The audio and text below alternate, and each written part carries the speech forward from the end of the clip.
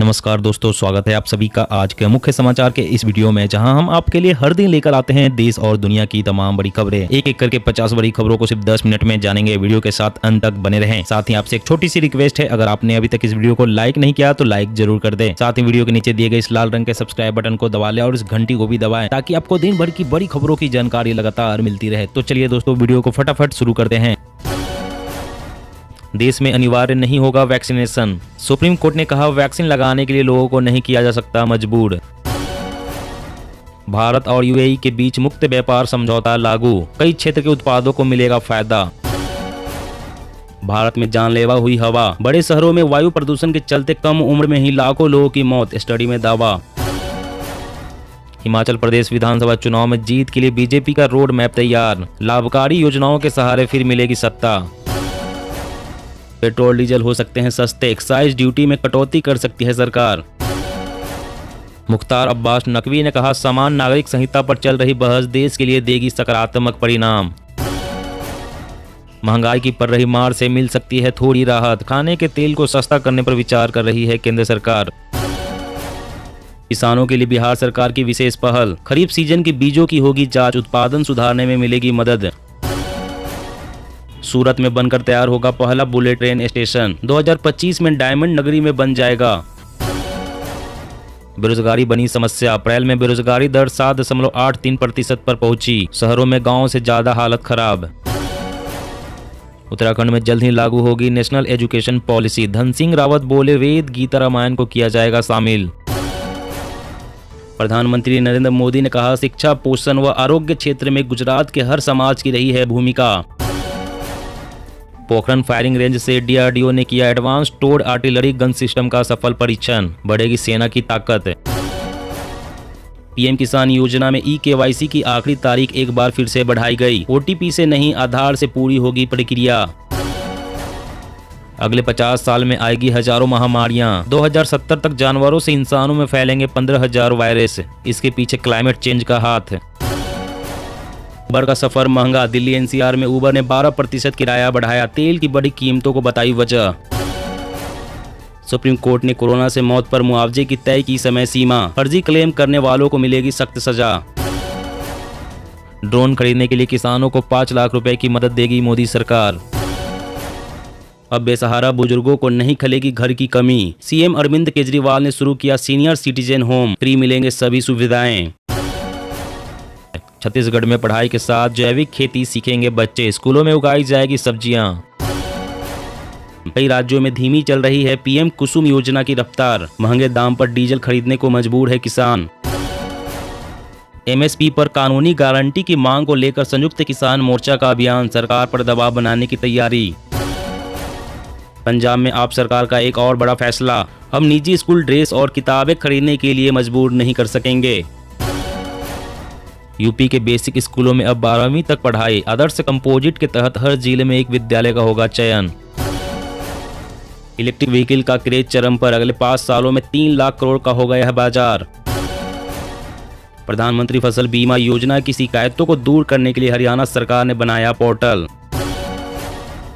महंगाई की मार, हिमाचल प्रदेश में दोगुनी हुई बर्फ की कीमत, 5 रुपए महंगा हुआ ब्रेड का पैकेट। हरियाणा सरकार ने अभी तक 4 लाख से अधिक किसानों का किया ब्याज माफ, 1314 करोड़ रुपए थी रकम। अगर 5 बार विधायक बने तो 5 गुना पेंशन लेते थे नेताजी, अब बदला नियम, नहीं ले पाएंगे मौज।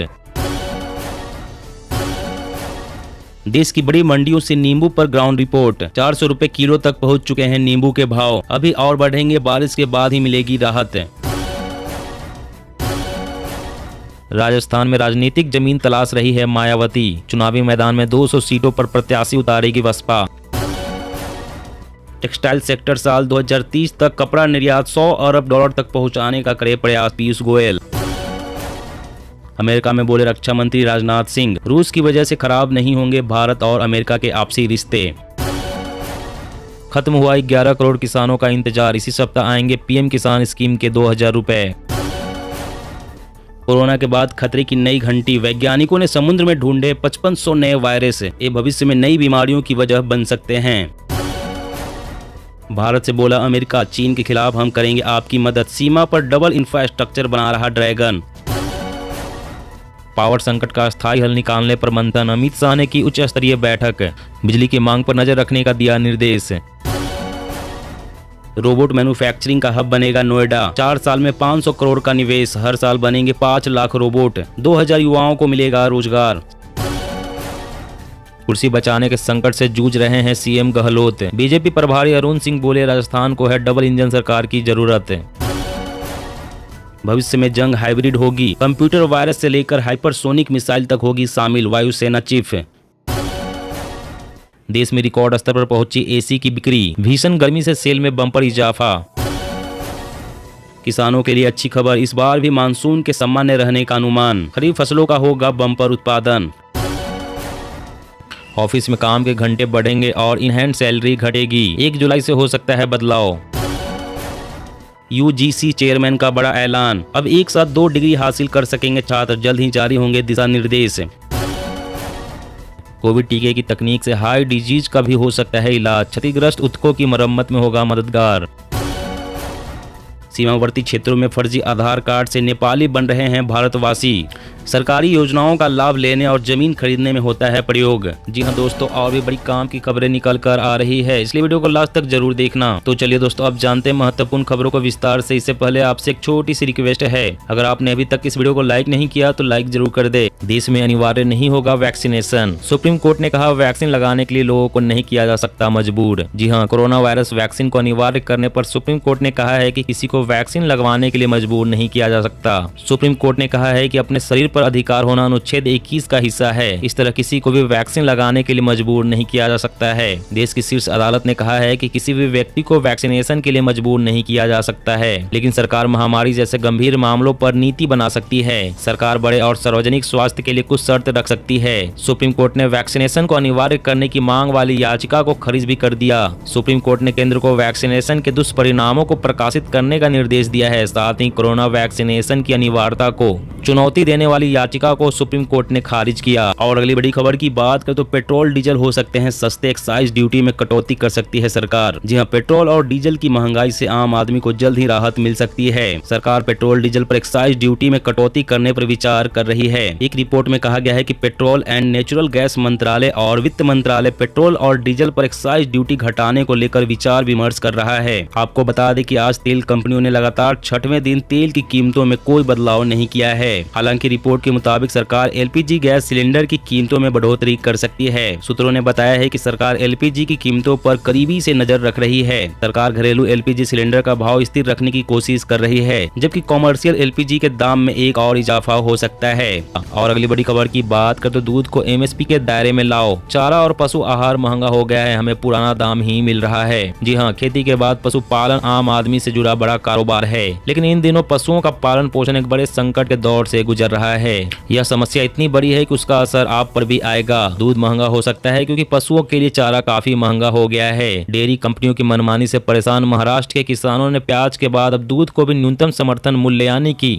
एमएसपी के दायरे में लाने की मांग की है। औसतन 2000 रुपए क्विंटल गेहूं बिक रहा है तो कई राज्यों में 800 से लेकर 1500 रुपए प्रति क्विंटल तक उसके भूसे का दाम पहुंच गया है। औसतन 2000 रुपए क्विंटल गेहूं बिक रहा है तो कई राज्यों में 800 से लेकर 1500 रुपए प्रति क्विंटल तक उसके भूसे का दाम पहुंच गया है। चारे का संकट इतना हो गया है कि कई क्षेत्रों में लोग अपने पशु बेचने को मजबूर हो गए हैं। वहीं पशु आहार पहले से ही काफी महंगा हो चुका है। ऐसे में इन सब का असर आप पर दूध के दाम की महंगाई के तौर पर आना तय है। किसान अब दूध को भी एमएसपी के दायरे में लाने की मांग कर रहे हैं। और अगली बड़ी खबर की बात करें तो भारत ने अब लद्दाख में भी किया anti tank guided missile Helina का परीक्षण, सफलतापूर्वक निशाने को मार गिराया। जी हां, भारत ने लगातार दूसरे दिन एंटी टैंक गाइडेड मिसाइल का सफल परीक्षण किया है। इस मिसाइल का परीक्षण एडवांस्ड लाइट हेलीकॉप्टर द्वारा लद्दाख के ऊंचाई वाले क्षेत्रों में किया गया, जो पूरी तरह से कामयाब रहा। रक्षा अनुसंधान और विकास संगठन यानी कि DRDO के अधिकारियों ने बताया कि परीक्षण के दौरान मिसाइल ने एक नकली टैंक को सफलतापूर्वक मार गिराया। ये missile fire and forget system पर यानी कि दागो और भूल जाओ की रणनीति पर काम करती है।